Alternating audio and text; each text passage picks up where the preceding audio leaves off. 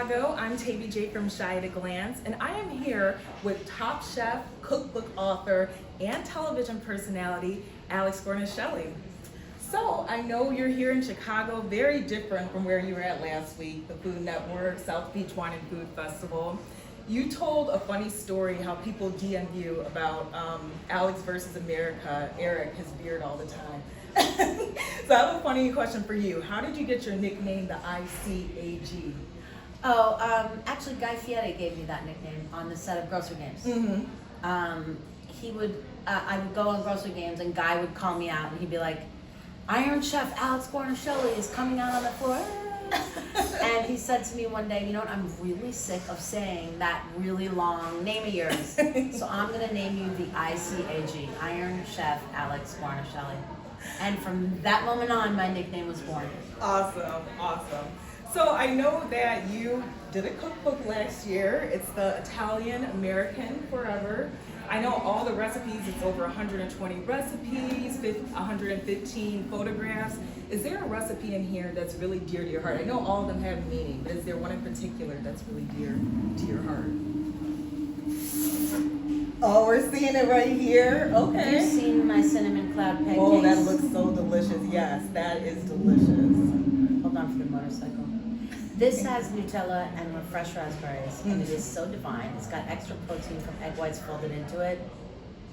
This is my favorite. That looks delicious. Now, did I tell a little white lie just now? Yeah, because it's not in the cookbook. But it is part of my partnership with Nutella for Stacks for Giving Back, so it's very near and dear to my heart.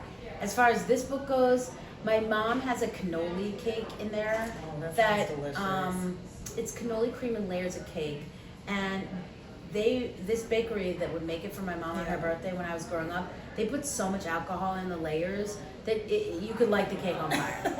For the 4th of July, you're like, we don't need fireworks, just light up the cake. So remember to look that one up and make that. So that's and like make that. maybe like my most sentimental, and I know it's like I could say the baked ziti, the this, the that, because it's really an Italian American cookbook. But that rum cake. Okay, so Like make sure to make that one. Yeah, I made it for my mom, and she was like, "This is pretty good," and then ate like 3 pieces, and I was like, I'll definitely be making that. Yeah. Well, last and final question. You're here in Chicago. Do you have any favorite restaurants that you like to go to here? Do you go here often, or is there any restaurant you love?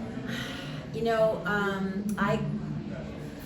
I grew up with my mother was a cookbook editor. Yep, I know. And she edited over a dozen of Rick Bayless's cookbooks. Oh yeah. So I came to Frontera Grill in Chicago when I was like 20 years old. Okay. And it was one of the meals, one of the five or six meals I ate in my young adult life that made me want to become a chef. So when I come to Chicago, yeah, I have a Chicago dog. Yeah, I have some deep dish pizza, even though I'm a New Yorker. Yeah. But I always make my way to Frontera Grill. Because after all these years, it's Good just choice, so good. yeah. An oldie but a goodie, a classic. Yeah, very good. Good choice. Well, thank you so much for the ICAG for talking with us. My pleasure. Have a good one, guys. Bye. Take care, Chicago.